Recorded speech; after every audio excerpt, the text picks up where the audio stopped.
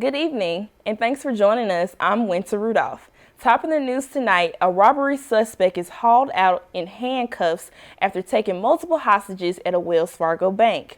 The unidentified suspect entered the Wells Fargo, implied he had a weapon, and locked himself inside the bank with 5 victims. Authorities say they received a call on Tuesday about an armed robbery at the bank at around 3 p.m. Police soon swarmed the bank, and just after 4 p.m., armed police officers were seen approaching the building. Arlington County Police tweeted, "The 4 adults and 1 child in the bank have safely gotten out." Authorities in Louisville, Kentucky have released body cam video of police responding to Monday's mass shooting. This footage may be disturbing to some viewers. Gunfire is heard as one officer moves up the stairs and into the bank to investigate further. The officer that was down is 26-year-old Nicholas Wilt. Police say he ran toward the gunfire and was shot in the head during the incident. He graduated from the police academy just 10 days before the shooting. Deputy Chief Paul Humphrey says he commends all who came to help during the time of the incident. Anybody who gets shot at reacts. For people to react by staying there, staying in the fire, and going back inside the scene, keeping themselves in danger, that's superhuman. Those men are amazing. The women that responded are amazing. Police say the shooter legally bought an AR-15 style rifle at a local gun dealership 6 days before he used it to kill 5 of his colleagues at the bank where he had worked for about 2 years. The White House says it will continue to fight for abortion rights in the wake of the ruling from a Texas judge. That judge ruled the FDA should suspend approval of an abortion drug because the agency didn't consider the trauma and stress women can suffer ending a pregnancy. Dozens of officials from biotech and pharmaceutical companies signed an open letter backing the FDA's right to, quote, regulate safe, effective medicines for every American.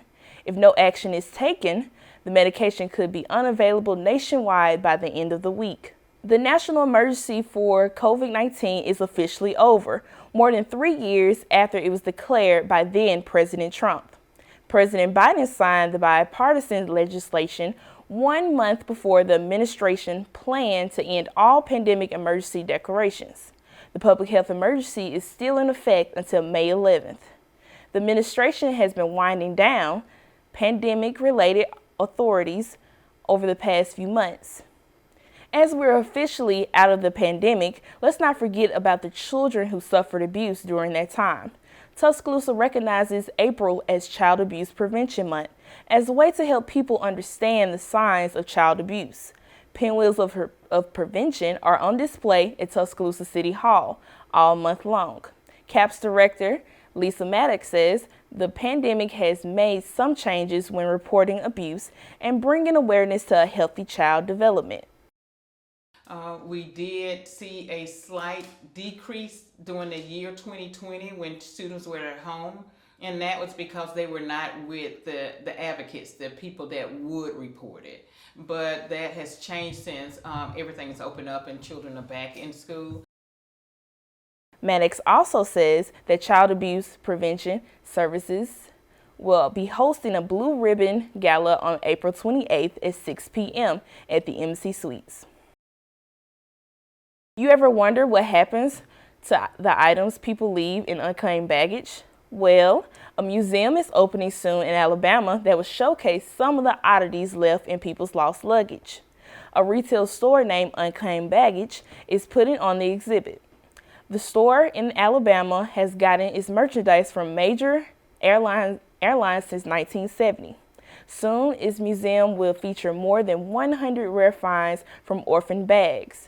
It will also tell the story of how a live rattlesnake was once found in a bag left at an airport. The new exhibit is set to open on April 21st. I will definitely be going to the grand opening of the museum. It's going to be impressive to see what items that have been collected throughout the years. Well, that's our report for tonight. Thanks for watching. Have a good night.